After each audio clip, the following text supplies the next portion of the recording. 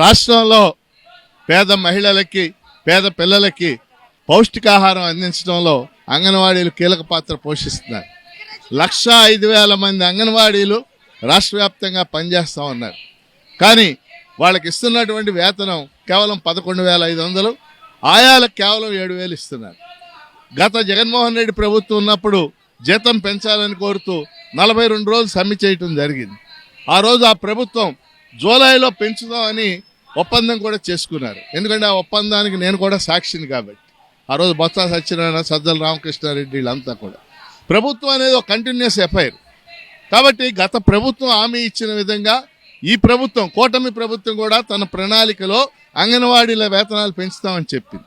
అందుకని ఈరోజు ఈ ధర్నా కొన్ని వేల మంది రాష్ట్ర వ్యాప్తంగా 28 జిల్లాల నుంచి వచ్చారు. ఒకటే డిమాండ్, వేతనాన్ని పెంచాలి. కనీసం తెలంగాణలోగా పెంచాల్సినటువంటి అవసరం ఉంది. మిగిలిన విషయాలన్నీ పక్కన పెట్టి, ఎందుకంటే నిన్న సంధ్యారాణి గారు మహిళా శిశు సంక్షేమ మంత్రి అన్నీ చేసాం, 9 విషయాల్లో 7 అమలు చేశాం అని చెప్పింది.